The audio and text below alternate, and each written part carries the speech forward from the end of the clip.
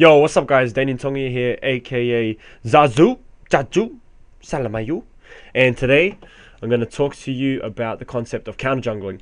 And I see heaps of junglers, and they make the mistake of they don't want to go into the enemy jungle because they're too scared, because they don't, they don't got vision and blah blah blah. They don't know what's going to happen.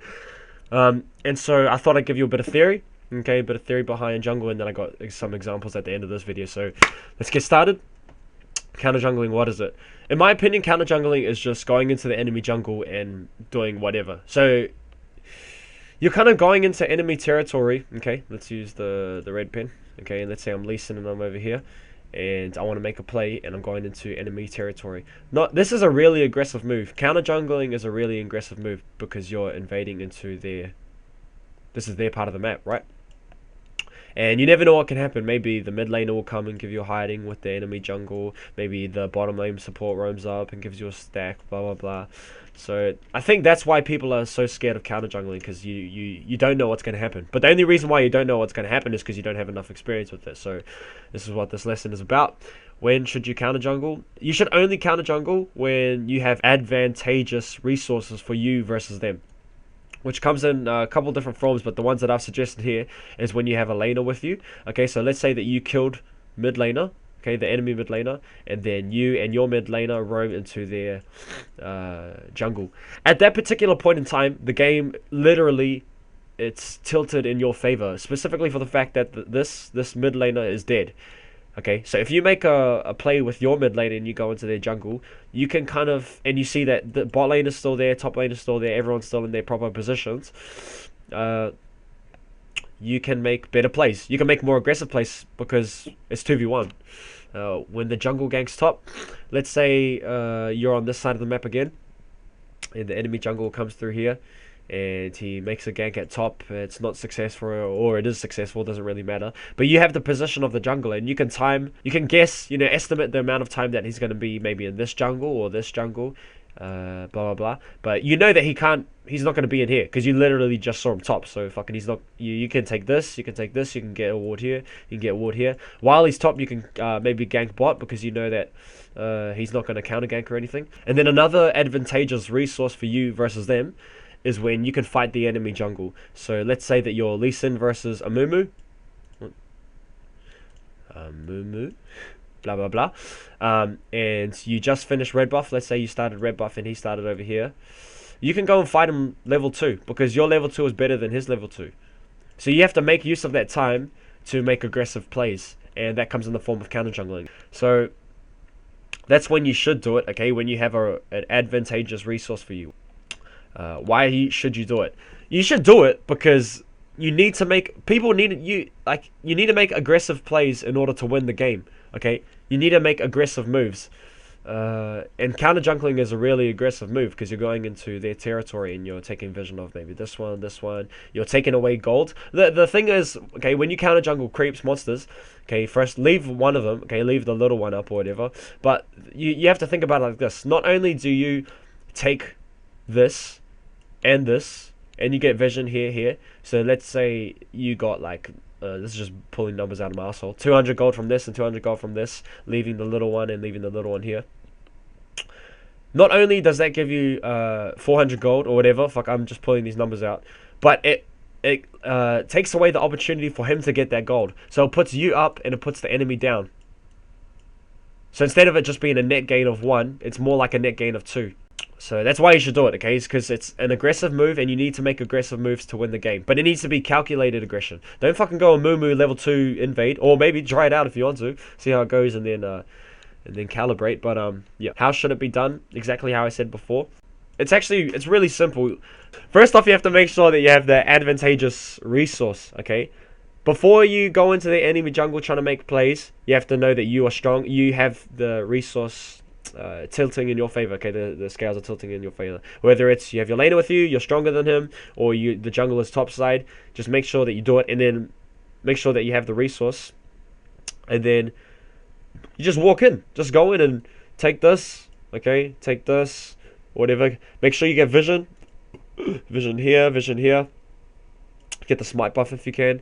Another one you can do on this side is Take this one, leave the little, just the tiny one, the tiny creep, okay, so that it doesn't reset. Get vision here, get a pink ward here if you can, get vision on the golem buffs, maybe get a ward up here, blah blah blah. That's how it should be done. And who can do it? Anyone can do it, but there are ones that are better than others, okay? So for example, early game, Kha'Zix, okay, I used to do this all the time. I don't know if you can do it with him anymore. Try it out, see how it goes. I always used to do this when you start red buff here and you make your way all the way to this one. And he's level 2 here and you're level 2 with red buff and he's like half health and you just cheese him. Another early game one is like Lee Sin. So you just make sure you catch them off guard. You can do red buff and then you catch them at his blue buff or whatever.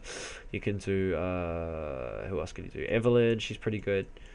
Just make sure you... Red buff is really important as well if you're going to do a early gank. You don't need it, but it makes it way better because you got the brome damage and you got the slow, blah, blah, blah. So that's counter jungling 101. Okay, that's the basics of it. One thing that I want to make sure, okay, is that this right here is so important. If you're behind, okay, for whatever reason, maybe you died top early, whatever, or you maybe the jungle gank top and you didn't respond to gank mid, you were just farming or some shit. If you're behind, make sure that if you're gonna counter jungle, it has to be a definite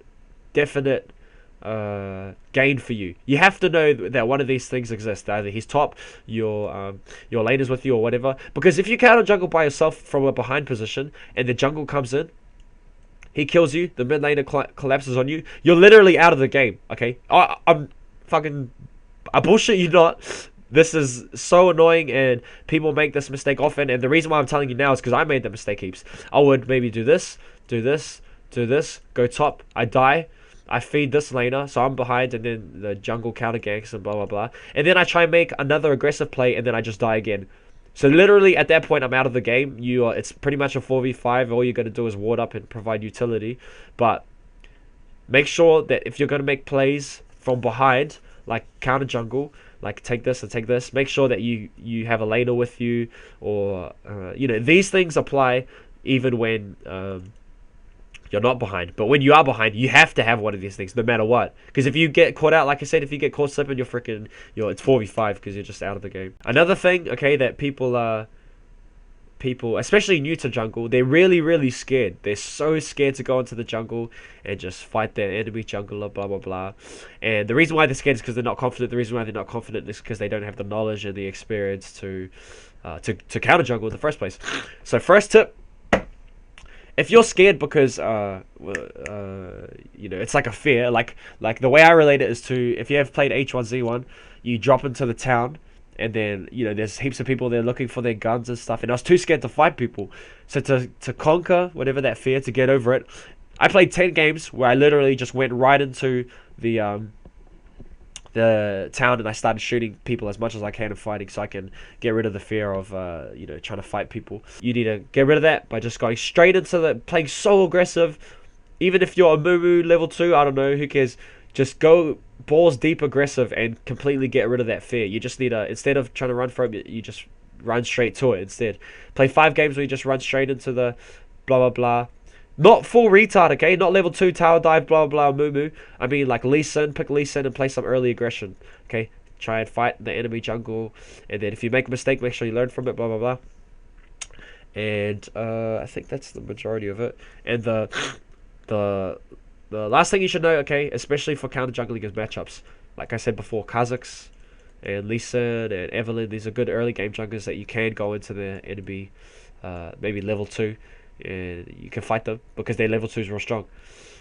Just make sure you know your matchups.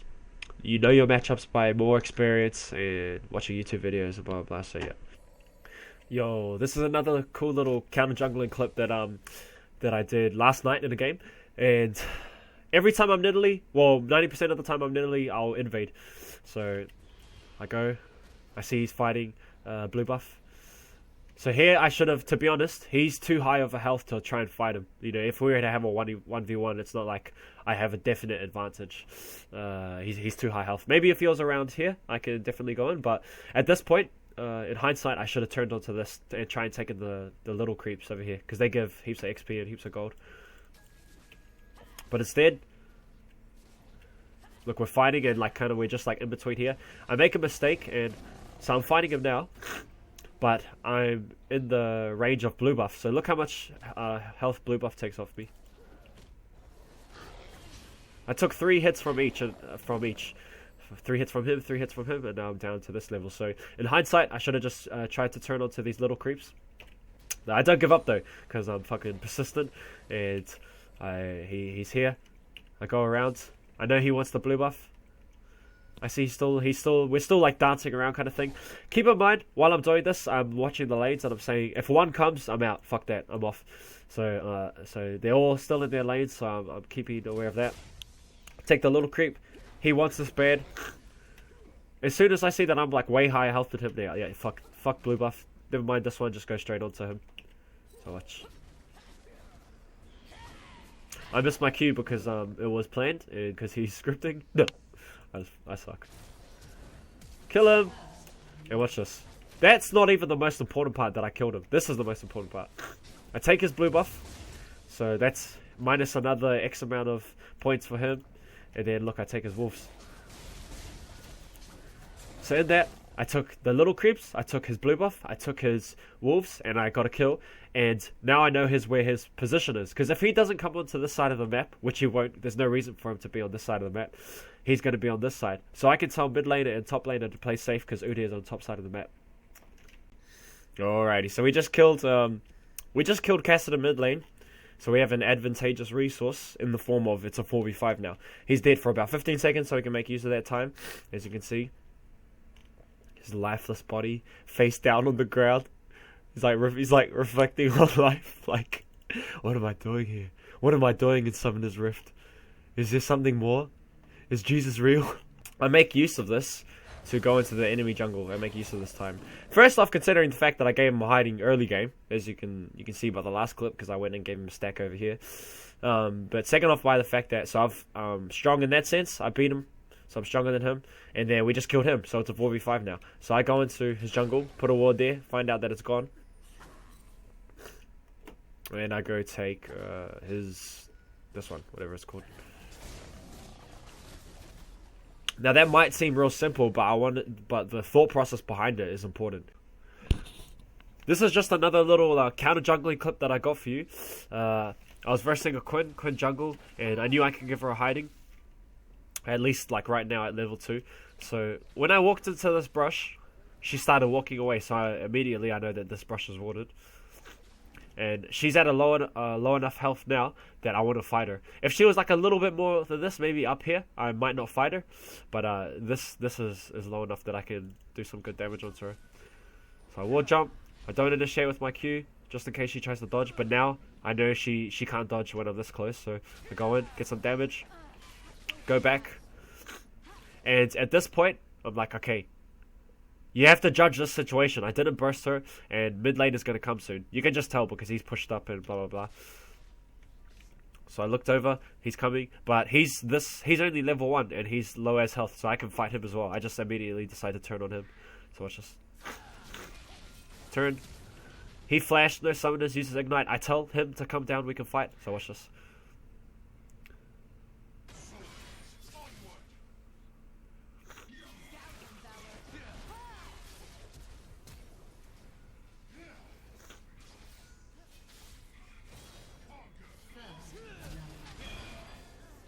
See? Boom! Go through that again. So I decide I can soak up some damage until Azir comes, and I know as much damage as I can take, and then I'm gonna go out. So watch, I go out. Bring him, flash away just in case.